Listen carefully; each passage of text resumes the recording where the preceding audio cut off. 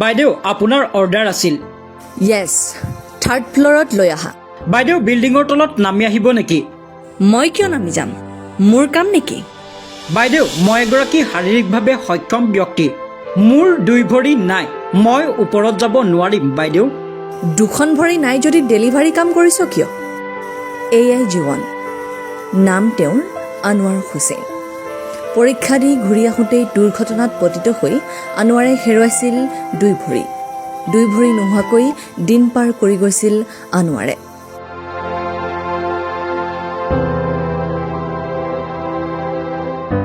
মাথো কৰি গৈছিল পেটৰ ভাতমুঠিৰ বাবে সংগ্ৰাম।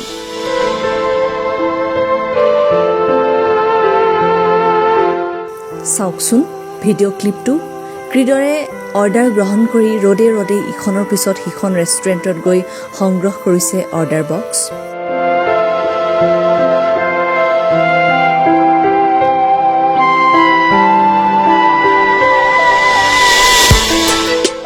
তেওঁৰ পিছে পিছে আমাৰ কেমেৰা। তাৰ ঠিক পিছতেই ডেলিভাৰী এড্ৰেছ অনুযায়ী দি গ'ল অৰ্ডাৰ বক্স।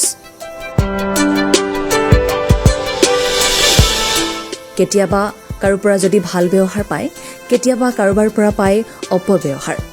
কেতিয়াবা কোনোবাই কৈয়ে পেলায় যে বিল্ডিঙৰ ওপৰত আহিব নোৱাৰে যদি ডেলিভাৰী কাম কৰিছে কিয়, আৰু যে কত কি।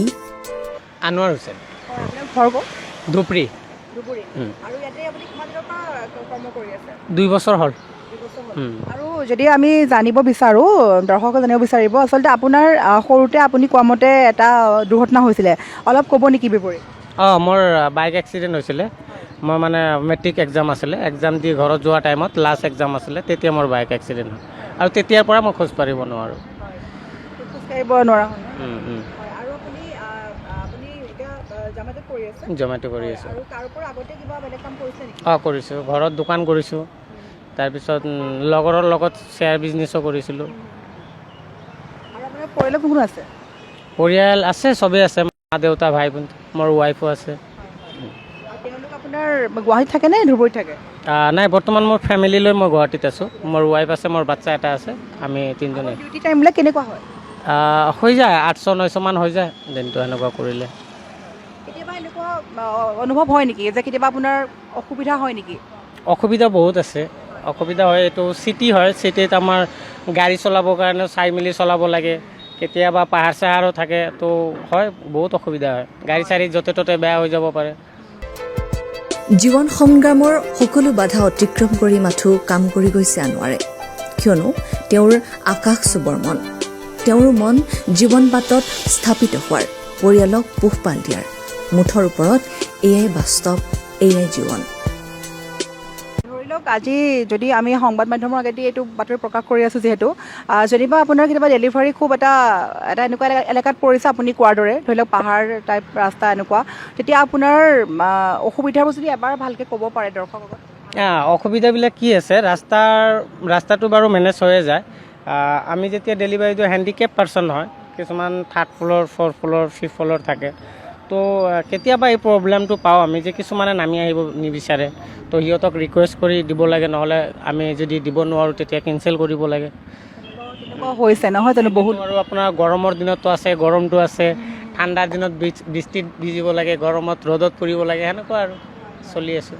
আৰু যদি মাজ ৰাস্তাতে আপোনাৰ গাড়ীখন হঠাৎ বেয়া হ'ল, তেতিয়া আপুনি কেনেকুৱা কি ব্যৱস্থা কৰে?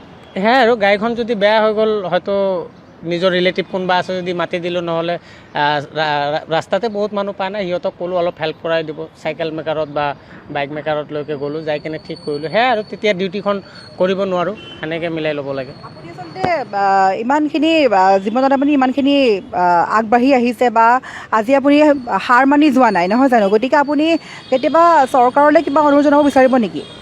হয়, চৰকাৰক অনুৰোধ জনাবলৈ এইটোৱে বিচাৰিম যে আমাৰ হেণ্ডিকেপ যিমানখিনি মানুহ আছে, বহুত মানুহ আছে যে পঢ়া শুনা কৰিও সিহঁতে বহি আছে, একো কৰিব পৰা নাই।